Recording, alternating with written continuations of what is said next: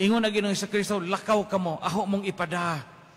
Isangyaw ang maayong balita, o tagaan mo na ho og gahom, authority. Sa una, o makadungog tag misyon, ang mahibawan na to misyon, kanara mga pari nga ipada sa layong dapit, di ba?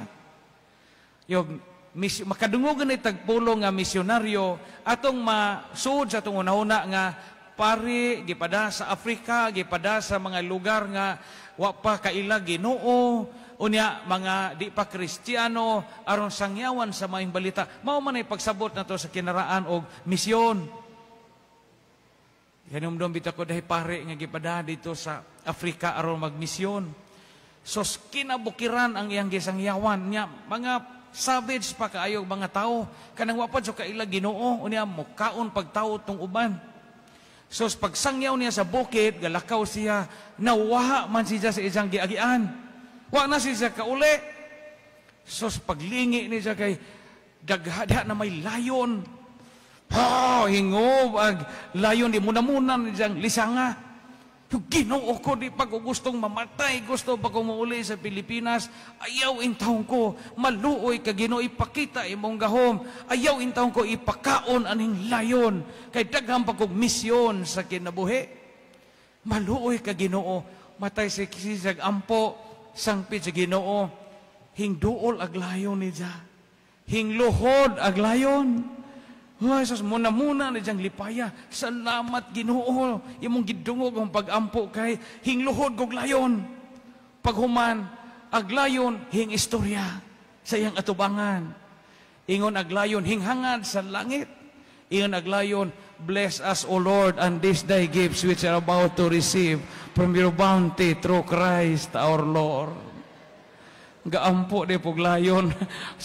Nakakitag layon og pamahaw. Ag misyonaryo pa dong niyang kanon. No?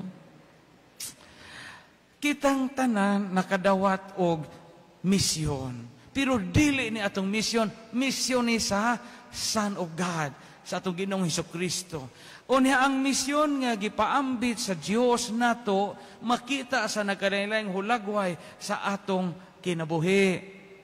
Mga kita nanimba din hikaron, lain-lain taog, hulagway, giunsa na ito pagtuman ang misyon sa Diyos. Kamo mga minjo, injo po ng misyon. Ha? Pag-alimag bata, pag-atimag apo, pagpa-eskwela, pag-tutor nila, pagpangabugho sa inyong bana o asawa, injo ng misyon. Kaya mo man na inyong tawag sa Ginoo. Ha? Injo ng misyon. Unya, kini pong nangalagad sa gobyerno, nangalagad sa civil government, ila pong misyon ang pagpatunay sa interest sa pangagamhanan to look after the welfare of the people. Muna'y misyon sa itong mga government officials nga rika na to.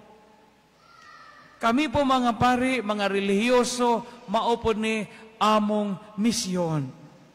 Ijahay tagpahigadyon aning kinabuhian. Unya, sa pagtuman na to sa atong misyon, hinumdumi nga ang gingon sa Ginoong Hesukristo karon, aho mong gipada. Lakaw mo, panglakaw mo.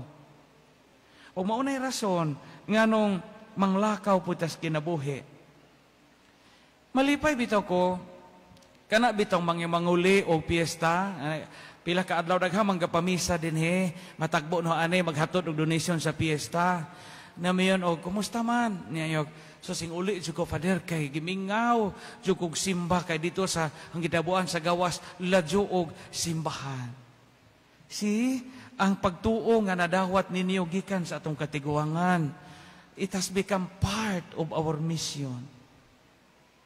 Mo bitaw malipay mata miyo kinira ba si sa Father kay so sinimbaho ni sa gamay pa hangtod karong tiguang na makalipay man na.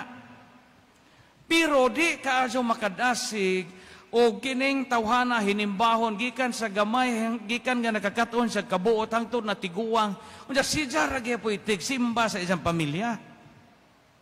Wa ka katuman sa imong misyon. Pananglitan ikaw ra hinimbahon sa injo or hinimbahon unta ka niya kada tuig imong anak mobalhin og laing relihiyon. Karon tuiga usa sa imong anak himbalhig lang relihiyon, sunod semana lain na pong anak himbalhig relihiyon, di na manimba.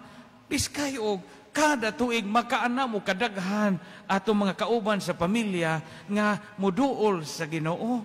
Kay ato manang misyon. Magbantay tanya na kay hagit na nato karon. Atong agahapon sa buntag dahay mga batan-on aning duha ka buok. Nga gahatod pud siya og pamisa. Okay, taga-ato ko siguro to ako mangutanag taga-disa pero ay presyo mga taga-ato to. Kumusta inday? Amin sila. Mga batanon pa. Nagainan hog mamista ta. Yan po siya. Mamista po ta sa amo pader. Ito ay mango float. Anak ko ni mango float. Next sa may patron nato. Ingon tong usa, baho? Yung pastilan. Ito ay mango float na wakay baho sa patron. Kana ba tubag o batanon bitag baho? Mauna, kadto indicative katog something culture sa mga batanon. Daghan ro mga batanon nga magpista pero wa kay bawo kisay gipistahan. Ang misyon na nato mga ginikanan. Misyon na nato mga apuhan. Misyon na nato mga edad-edaran. Gawas nga inyong ipaila-ila na atong mga bisita sa ato, ipaila-ila po ng atong patrona. Bisang ko na inyong mga bisita. Piskay gudunta o giniganha sa itong sukig mamistahay, sa di pa nato butangan, ino nato nga nakasimba ba mo? Nakapanagdok ba mo? Mahadlok mo buta kayag bunguan ta. Pero maunta na ideal. Aron makatuman po ta sa atong misyon. Suway ko na ninyong mga bisita og maog sa Martes o simba na pa mo mare. Anya, miyagwa, inag-adi sa muna pakanon.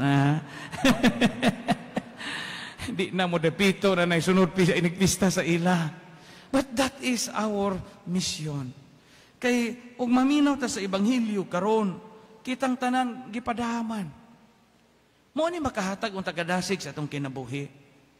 Wag mo mga minjo, adya mo pagmahay sa inyong estado sa kinabuhi. Kay misyon na. Dihang dapita tama langit kaluyan sa Ginoo. Diyang dapita po mo masantos. Kana sige mag-away, mag-uli na po ini kahuman. That's part of your mission. Mailhan man nato og unsay mission nga gitawag nato sa Ginoo og asa ka mahiluna sa imong kinabuhi.